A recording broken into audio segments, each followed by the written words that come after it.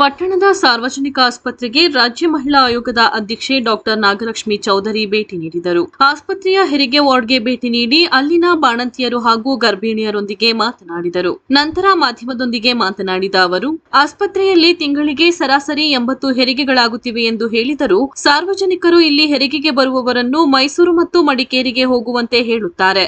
ಇಲ್ಲಿಗೆ ತಾಯಿ ಮತ್ತು ಹೆರಿಗೆ ಆಸ್ಪತ್ರೆ ಮಂಜೂರಾಗಿತ್ತು. ಆದರೆ ಪ್ರೋಗ್ರೆಸ್ ರಿಪೋರ್ಟ್ ನೀಡದ ಕಾರಣ ಅದು ಎಚ್ಡಿ ಕೋಟೆಗೆ ಸ್ಥಳಾಂತರವಾಗಿದೆ ಎಂದು ತೋರಿದರು. ಇಲ್ಲಿ ಸ್ತ್ರೀರೋಗ ತಜ್ಞರು ಹಾಗೂ ಅರವಳಿಕೆ ತಜ್ಞರು ಉತ್ತಮವಾಗಿ ಕಾರ್ಯನಿರ್ವಹಿಸುತ್ತಿರುವುದಾಗಿ ಸಾರ್ವಜನಿಕರು ಮಾಹಿತಿ ತಿಳಿಸಿದ್ದಾರೆ. ಇದಲ್ಲದೆ ಆಸ್ಪತ್ರೆಯಲ್ಲಿ ಎಕ್ಸ್ರೇ ಸ್ಕ್ಯಾನಿಂಗ್ ಮಷೀನ್ ಬಗ್ಗೆ ಹೆಚ್ಚಿನ ದೂರುಗಳು ಕೇಳಿಬರುತ್ತಿವೆ. ಹಾಗಾಗಿ ಕೂಡಲೇ ಅವುಗಳನ್ನು ಸರಿಪಡಿಸಬೇಕು. ವೈದ್ಯರ ಕೊರತೆ ಬಗ್ಗೆ ಜಿಲ್ಲಾಧಿಕಾರಿಗಳ ಗಮನಕ್ಕೆ ತರಲಾಗುವುದೆಂದರು.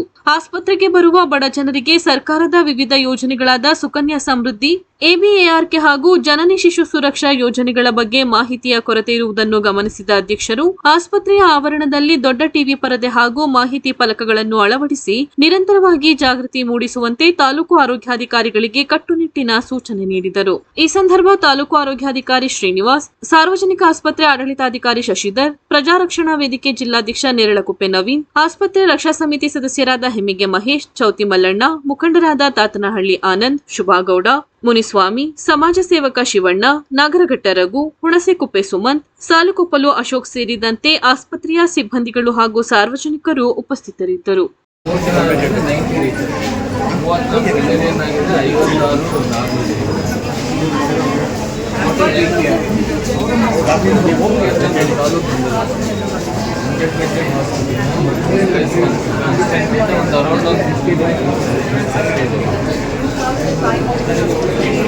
ಅದು ಎದುರುಗಡೆ ಆಗುತ್ತೆ 100 ರೀಚ್ ಆದರೆ ಕೊಡ್ತೀನಿ. ಟ್ರೈನ್ ಟು ರೀಚ್ 100 ಡೆಲಿವರಿ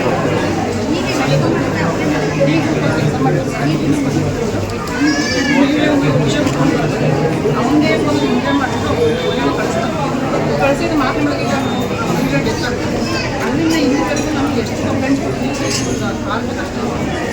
ಏನು ಆ್ಯಕ್ಷನ್ ತಗೊಂಡು ಮತ್ತೆ ಕೆಲಸ ಮಾಡ್ತಾರೆ. ಏನು ಎಲ್ಲಕ್ಕೂ ಲಂಚ ಕೊಟ್ಟು ಮತ್ತೆ ಪೇಷಂಟ್ಸ್ ಎಲ್ಲ ಏನು ಹೇಳ್ತಾ ಇದ್ದಾರೆ ಅಂದರೆ ಅರ್ಧ ಕೊಡ್ತಾರೆ, ಅರ್ಧ ಹೊರಗೆ ಬಂದು ಕೊಡ್ತಾರೆ ಅಂತ ಹೇಳ್ತಾರೆ.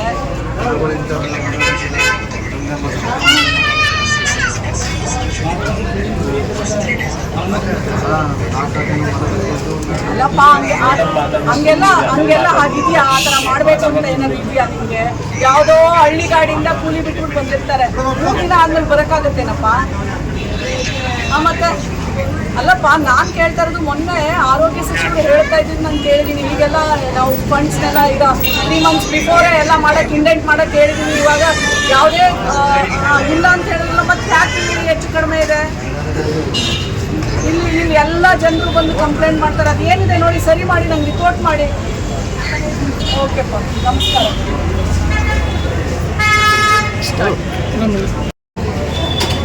ನಾನು ಹೆರಿಗೆ ವಾರ್ಡ್ ಹೋದಾಗೂ ಅಷ್ಟೇ ತಾಯಂದಿರು ಕಣ್ಣಲ್ಲಿ ನೀರು ಹಾಕ್ಕೊಂಡು, ನಿನ್ನೆ ಒಂದು ಮಧ್ಯರಾತ್ರಿ ಏನೋ ಒಂದು ಎಮರ್ಜೆನ್ಸಿ ಇತ್ತು, ಡಾಕ್ಟ್ರು ಮಧ್ಯರಾತ್ರಿ ಆನ್ ಕಾಲ್ ಬಂದು ಆ ತಾಯಿನ ಉಳಿಸಿ ಮಗುನ ಡೆಲಿವರಿ ಮಾಡಿದ್ದಾರೆ ಅಂತ ಹೇಳಿ ಆ ಬಡ ತಾಯಿ, ಮೇಡಮ್ ಹಿಂಗೆ ಇದ್ದರೆ ನಮ್ಮದು ಪ್ರೈವೇಟ್ ಹಾಸ್ಪಿಟ್ಲು ಅಥವಾ ಮೈಸೂರಿಗೆ ಕಳಿಸಿದ್ರೆ ನಮ್ಮ ಹತ್ರ ಹಣಕಾಸು ವ್ಯವಸ್ಥೆನೂ ಇಲ್ಲ ಮೇಡಮ್.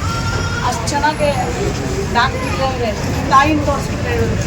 ಸೊ ಅದು ನನಗೆ ತಂದಿದೆ. ಎರಡನೇದು ಏನಂತಂದರೆ, ಕೆಲವೊಂದು ಇಲ್ಲಿ ಎಕ್ಸ್ರೇ ಮಿಷಿನ್ ತುಂಬ ಪ್ರಾಬ್ಲಮ್ ಇದೆ. ಕಡೆ ಎಷ್ಟು ಎಕ್ಸ್ರೇ ಮಿಷಿನ್ನು ಅದೊಂದು ತುಂಬ ತೊಂದರೆ ಆಗ್ತಾಯಿದೆ ಪೇಷಂಟ್ಗೆ ಅಂತ ಹೇಳಿದ್ದಾರೆ.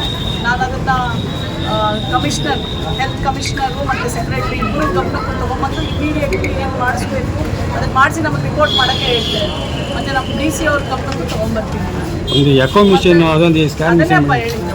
ಆಮೇಲೆ ಇನ್ನೊಂದು ಏನಂತಂದರೆ, ಕೆಲವೊಂದು ಡಾಕ್ಟರ್ಸು ಟ್ರಾನ್ಸ್ಫರ್ ಆಗಿರೋರು ಆ ಪೋಸ್ಟ್ಗಳು ಖಾಲಿ ಇದೆ, ಅದನ್ನು ಇಮಿಡಿಯೇಟ್ಲಿ ಈಗೇನು ಕೌನ್ಸಿಲಿಂಗ್ ಆಗ್ತಾ ಇದೆ ಅದಕ್ಕೆ ಮಾಡಿಸ್ಕೊಳ್ತಿದ್ದೆ. ನಾನು ಅದನ್ನು ಆಯುಕ್ತರಿಗೂ ಸಹ ಬರಿತೀನಿ, ಯಾಕಂದರೆ ಪೇಷಂಟ್ಸ್ಗೆ ತೊಂದರೆ ಆಗಬಾರ್ದು ಅಂತೇಳಿ. ಮತ್ತು ಕುಡಿಯೋ ನೀರಿನ ಒಂಚೂರು ಫಿಲ್ಟ್ರದೆಲ್ಲ ಪ್ರಾಬ್ಲಮ್ ಇದೆ, ಅದನ್ನೆಲ್ಲ ಮಾಡಿಬಿಟ್ಟು ನನಗೆ ರಿಪೋರ್ಟ್ ಮಾಡ್ತೀನಿ ಅಂತ ಹೇಳಿದ್ದಾರೆ. ಮತ್ತು ಇಲ್ಲಿ ಜನರು ಚೀಟಿಗೋಸ್ಕರ ಕ್ಯೂ ನಿಂತ್ಕೊಂಡ್ಬಿಡ್ತಾರೆ 2-2 ತಾಸು. ಮಗು ಇಟ್ಕೊಂಡ್ಬಂದವಳು ಹೇಳಿದ್ರು, ಮೇಡಮು ನಾವು ಮಕ್ಕಳನ್ನ ಇಟ್ಕೊಂಡ್ಬರ್ತೀವಿ, ನಾವು ವಯಸ್ಸಾಗಿರೋರು, ನಮ್ಗೆ ಇನ್ನೊಂದು ಕೌಂಟ್ರ್ ಮಾಡಿಸಿ ಅಂತ. ಅದನ್ನು ಇಮಿಡಿಯೇಟ್ಲಿ ಮಾಡಿ ನನಗೆ ರಿಪೋರ್ಟ್ ಮಾಡಿ ಅಂತ ಹೇಳಿದ್ದೀನಿ. ಔಷಧಿಗಳು ಸ್ವಲ್ಪ ಕೊರತೆ ಇದೆ, ನಮಗೆ ಫಂಡ್ ಬಂದಿಲ್ಲ ಅಂತ ಹೇಳಿದ್ರು. ಇರ್ಲಿ, ಫಂಡ್ ಬಂದಿಲ್ಲ ಅಂತ ಹೇಳಿದ್ರು. ಅದೇನು ನಾನು DC ಅವ್ರ ಹತ್ರ ಚೆಕ್ ಮಾಡ್ಕೊಳ್ತೀನಿ. DH ಅವ್ರ ಫೋನ್ ತಗೊಳ್ಳಿ, DH ಅವ್ರ ಫೋನ್ ತಗೊಳ್ಳಿ, ಕೇಳ್ಕೊತೀನಿ. ಯಾಕಂದ್ರೆ ಲಾಸ್ಟ್ ನಾನು ನಮ್ಮ ಹೆಲ್ತ್ ಮಿನಿಸ್ಟ್ರು ದಿನೇಶ್ ಗುಂಡೂರಾವ್ ಅವ್ರು ಕೇಳಿದ್ದೀನಿ. ಈಗ ಫಂಡ್ನೆಲ್ಲ ಇದು ಮಾಡಿದ್ದೀವಿ, ಎಲ್ಲೂ ಆಸ್ಪತ್ರೆಗಳಲ್ಲಿ ಔಷಧಿಗಳಿಗೆ ಪ್ರಾಬ್ಲಮ್ ಆಗಬಾರ್ದು ಅಂತ ಹೇಳಿದ್ದೀನಿ, ನಾನು ಕೇಳಿದ್ದೀನಿ. ಬಟ್ ಮೊನ್ನೆ ನೋಡಿದೆ ಹೊರದೇಶದಿಂದ ಬರುವಂಥ ಮೆಡಿಸಿನ್ಸ್ಗೆಲ್ಲ ತೊಂದರೆ ಆಗಿದೆ ಈ ವಾರಿಂದ ಅಂತ ಹೇಳ್ತಾ ಇದ್ದೆ. ಯಾವ್ದು ಸರಿ ಯಾವುದು ಇದು ಅಂತ ನನಗೆ ಗೊತ್ತಿಲ್ಲ. ಬಟ್ ಅದನ್ನೆಲ್ಲ ನಾನು ಫೈಂಡ್ ಔಟ್ ಮಾಡ್ಕೊಳ್ತೀನಿ. ಯಾಕೆ ಅಂತಂದರೆ ಸರ್ಕಾರ ಕೊಟ್ಟರೆ ಖಚಿತವಾಗ್ಲಿ ಕೊಡಬೇಕು, ಹೊರಗಡೆ ಬರೀ ಕೊಡಬಾರ್ದು. ಆಮೇಲೆ ಇನ್ನೊಂದು ಏನಂತಂದರೆ, ಇಲ್ಲೇ ಎದುರುಗಡೆ ಈ ಆಸ್ಪತ್ರೆ ಸಮೀಪದಲ್ಲಿ ಡಯಾಗ್ನೋಸ್ಟಿಕ್ ಸೆಂಟರ್ ಇರಬಾರ್ದಂತೆ. ಅದು ಎಷ್ಟು ಮೀಟ್ರ್ ಒಳಗಡೆ? 200 ಮೀಟ್ರ್ ಒಳಗಡೆ. ಇಲ್ಲೊಂದು ಇಲ್ಲಿ 2 ಡಯಾಗ್ನೋಸ್ಟಿಕ್ ಸೆಂಟರ್ಸ್ ಇದೆ ಅಂತೆ. ಸೊ ಹಾಗಾಗಿ ಆ ಡಯಾಗ್ನೋಸ್ಟಿಕ್ ಸೆಂಟರ್ಸ್ನ ಈಗ ನೆಕ್ಸ್ಟ್ ಪ್ರತಿ ವರ್ಷ ಅವ್ರಿಗೆ ಲೈಸೆನ್ಸ್ನ ಅಪ್ರೂವ್ ಮಾಡಿಸ್ಬೇಕು. ಅದನ್ನು ಆ ಲೈಸೆನ್ಸಿಂಗ್ ಅಥಾರಿಟಿಗೆ ಹೇಳ್ಬಿಟ್ಟು ಕ್ಯಾನ್ಸಲ್ ಮಾಡಿಸ್ತೀವಿ ಅಂತ. ಯಾಕಂದರೆ ಏನಾಗುತ್ತೆ, ಇಲ್ಲಿ ಹತ್ರದಲ್ಲಿದ್ದಾಗ ಏನಾಗುತ್ತೆ, ಪೇಷಂಟ್ ಅಲ್ಲಿಗೆ ಹೋಗೋದು ಇದಕ್ಕಾಗುತ್ತೆ. ಕುಮಾರಸ್ವಾಮಿ ಅವರೇ ನಮಸ್ಕಾರ. ಈಗ ನಾನು ಪಿರಿಯಾಪಟ್ಟಣ ತಾಲೂಕು ಆಸ್ಪತ್ರೆಗೆ ಬಂದಿದ್ದೀನಿ. ಈಗ ನಿಮ್ಗೆ ಇನ್ನೂ ಇನ್ಸಫಿಷಿಯೆಂಟ್ ಫಂಡ್ ಇದೆಯಾ ಆಸ್ಪತ್ರೆಗಳಲ್ಲಿ ಔಷಧಿ ಕೊಡ್ಲಿಕ್ಕೆ? ಬಟ್ ಇಲ್ಲ ಅಂತಾರಲ್ಲ ನನಗೆ.